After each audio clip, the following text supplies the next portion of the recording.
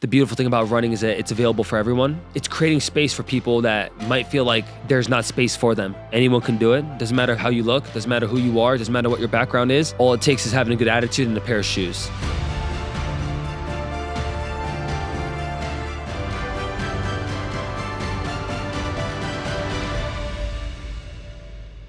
We're live.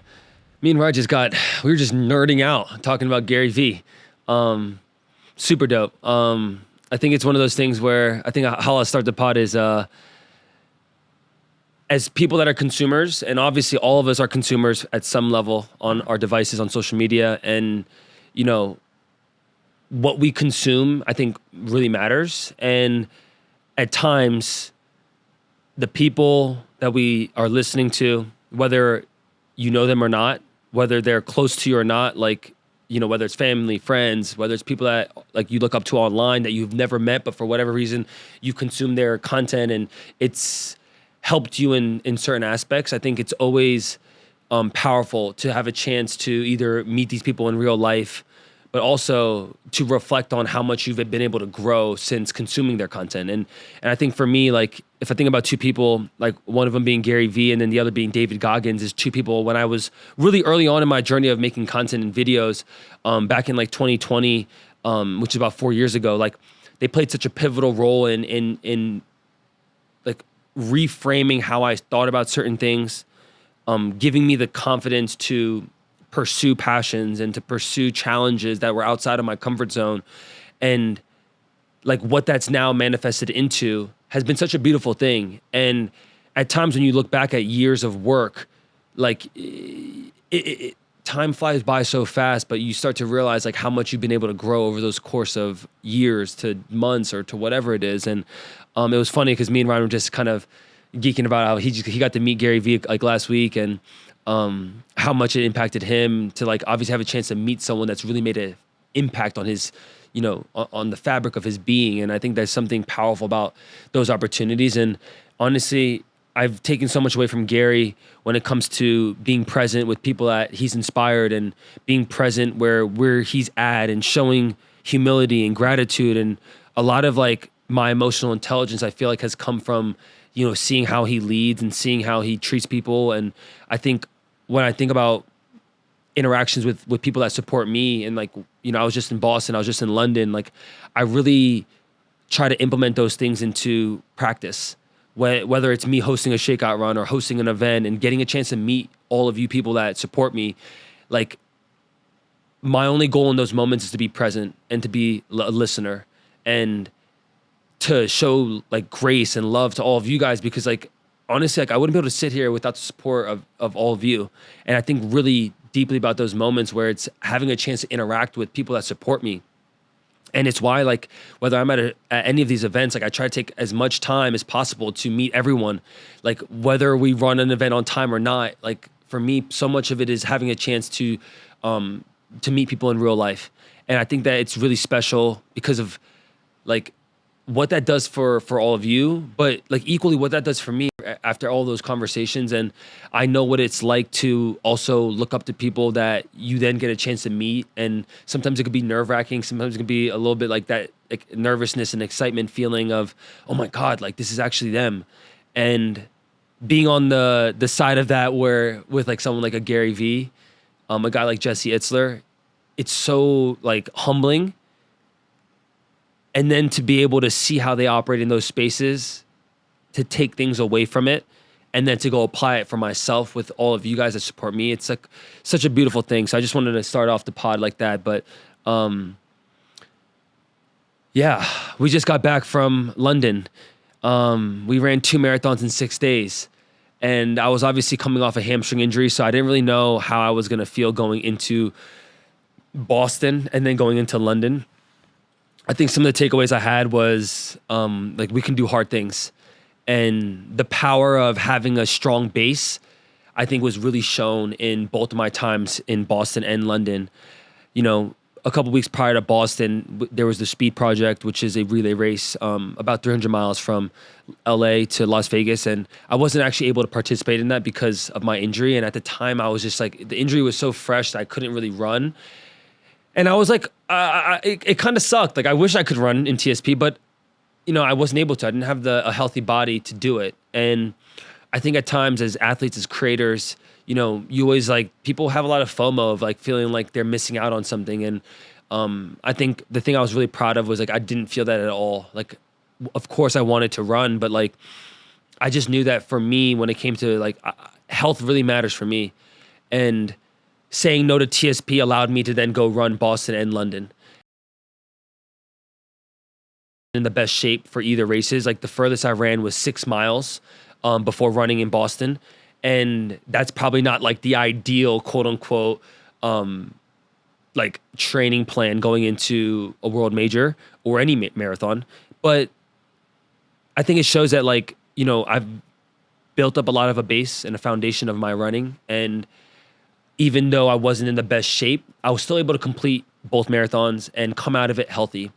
I think that was my biggest goal out of all of it, was like, I knew I wasn't going to hit a really personal best time or like even run a fast time because I wasn't in shape for it. And I think at times it's having the humility of understanding that like you're not in the best shape to execute on a certain goal time. And for me, I was okay with that. So I ended up going to run Boston and we had a great time. The community was so strong. It was so much fun. Some of you guys might have saw my video of like what I ate to run the Boston Marathon. And like, I was like chugging some beers and eating ice pops and eating the gels I brought and whatever, like oranges and bananas and other fruit and fruits that they had out there. It was really enjoyable. And I think the Boston community showed up. I think the community around world majors are really special. There's something that's different when you go to a world major marathon because no matter where you are in the country, right? Whether it's Chicago, New York, or Boston, or Berlin, or London, and I haven't done Tokyo yet, but I can only imagine it's very similar. It's special. There's a different energy that comes with being part of the world major. And I think Boston and London both showed up and the vibes were different, but special in their own way. I think when I think about Boston, it's like this, like, if you think about Boston in general, like Boston is such a sports city.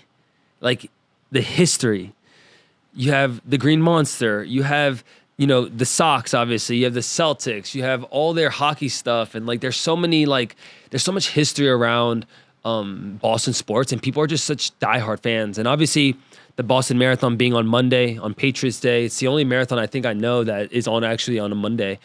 And the city just shows up schools are like pretty much canceled. Like it's like a holiday almost. And the way that Boston is set up, you basically are running from like Hopkinton all the way down to downtown. So it's about 26 miles away from the city. Like they actually bus you 26 miles into a small town and then you run back into the city, which is pretty cool. But you don't really run Boston, like the city of Boston. Like you're running kind of the suburb, then back into the city, which is still cool, but a little bit different. The difference about it is that you're going through these suburbs. And of course, along the course of 26 miles, like you're getting to interact with people that are locals and you're entering into people's towns and their cities and their day to day, and now this one street is kind of shut down and it has availability for people to just cheer you on. And there's something special about that because whether you're in a small town or you're going through a college town like Wellesley or Boston College or or BC, I'm going to say Boston College, BC, BU, like there's certain areas that just give you this extra jolt of energy. And obviously when you have, drinking college kids, it's even added energy. And I think it was really special. I had a lot of fun memories and moments in Boston that I'll definitely take down with me as like some special times. And yeah, the college kids, they love the drinking. Like this, I honestly don't even drink that much. And it's funny that when I'm at Boston, for whatever reason, like the drinking just like, it gets out of me. I don't know what it is. I find myself wanting to pound a couple Bud Lights. And people always ask me, like, they're like, dude, Matt, like, you don't need, like you don't really drink often. I'm like, I honestly normally don't. But I feel like at the Boston Marathon, it's like a special day. And if there is a day I'm going to drink at a marathon, it's going to be there. And it's funny because a lot of other runners end up drinking as well. But like, obviously I documented it, and some people might not like that in the sense of like, proper runners that are like, why are you taking Boston as a joke or whatever? And I think at times in life, it's like, I wouldn't trade memories or experiences for anything. And in those moments when you get a chance to experience something that's epic and that's legendary, I think it's about soaking it in and being present. And for me, like, that's what it's all about. It wasn't about the time, and wasn't about executing the race perfectly because, like I said, like, I wasn't in shape for it. So it was more just like, let me have fun, enjoy the moment. Like, I don't know how many times I'll be able to do Boston, And in that sense, it was really special. Obviously, a couple days later, I end up flying to London to then go run in the London Marathon. 6-hour time difference from Boston to London. It's a 6-hour flight. So I ended up leaving at, Boston was on Monday. I ended up leaving Tuesday evening in Boston, and I landed in London Wednesday morning. So I didn't really sleep much on the flight. So I kind of was up for like 24 hours and was really just fighting taking a nap. So I stayed up all Wednesday in London, just like running and like getting coffees and just kind of like keeping myself active so like I can sleep really well that night, which I did. And that kind of helped me reset to get ready for London. Obviously at that point, it's like, I end up sleeping that night. It's Thursday morning and we have Thursday, Friday, Saturday, Sunday, 4 days till race day.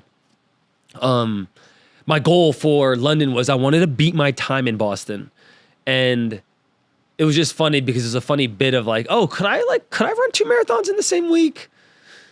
And then imagine if I ran the second one faster, like how amazing would that be? So that's kind of like how I approached the race itself. The funny thing is I barely beat my time in Boston. I beat it by 2 minutes.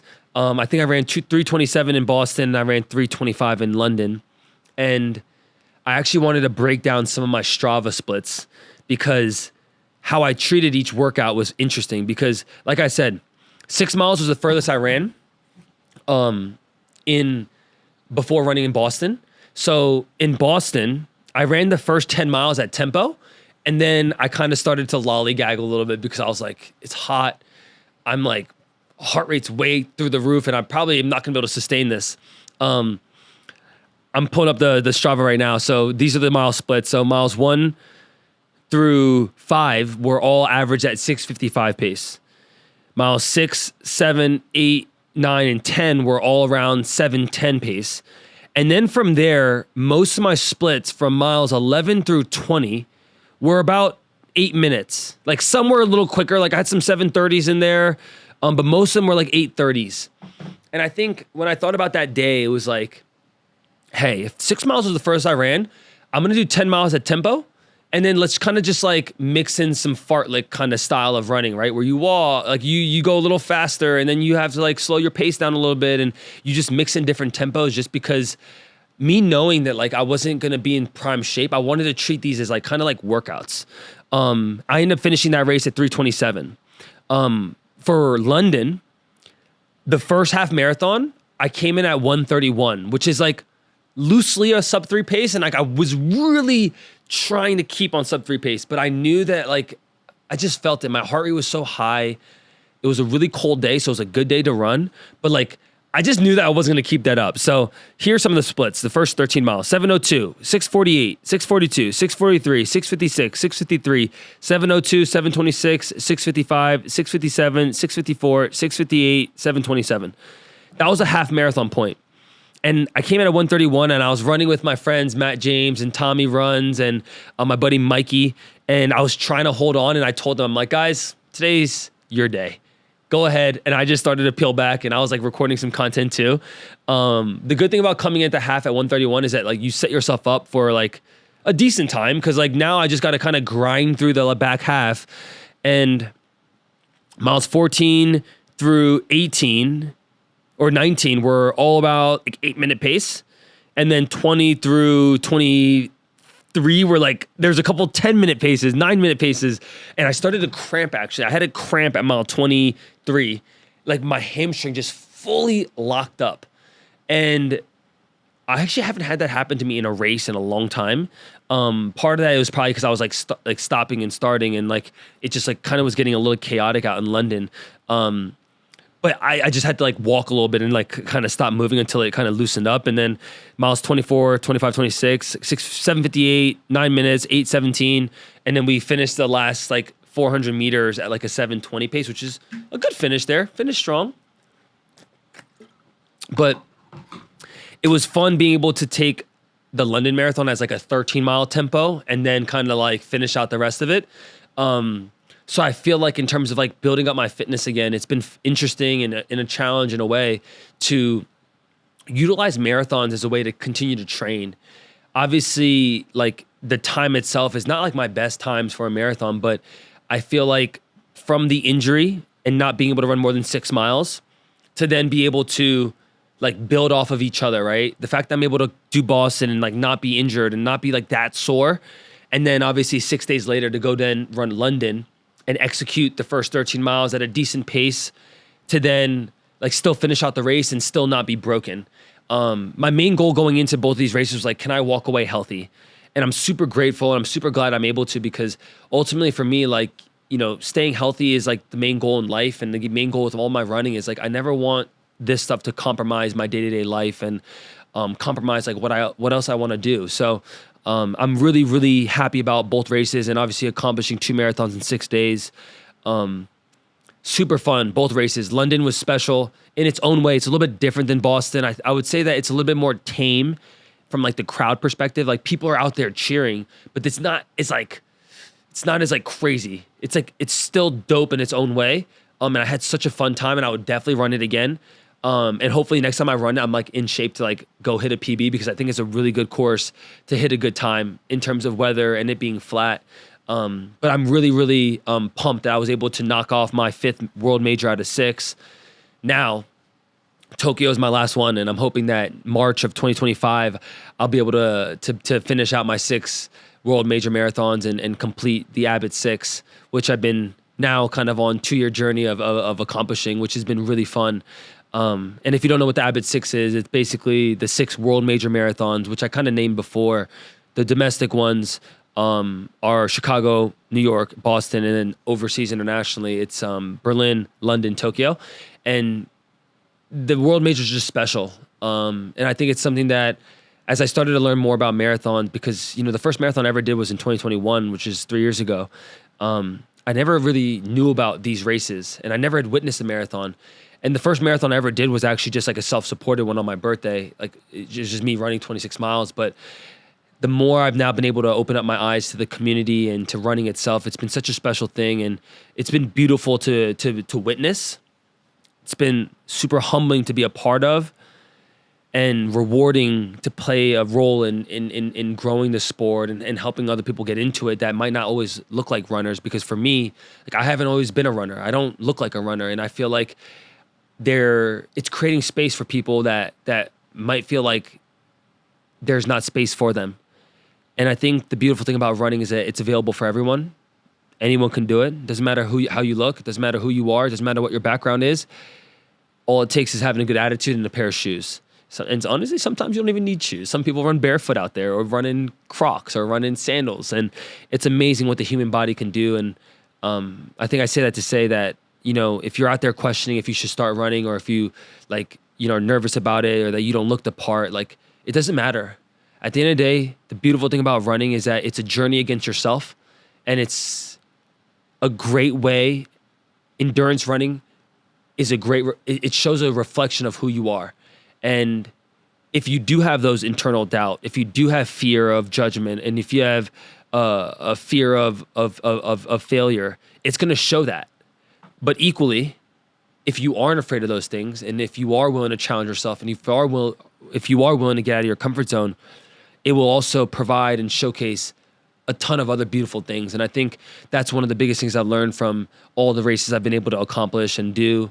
And obviously with this journey of 2 marathons in 6 days, it's been really fun. But yeah, I'm really pumped and excited about this next journey. And I think the next couple of things I have coming up, got marathons on a little bit break, which is good.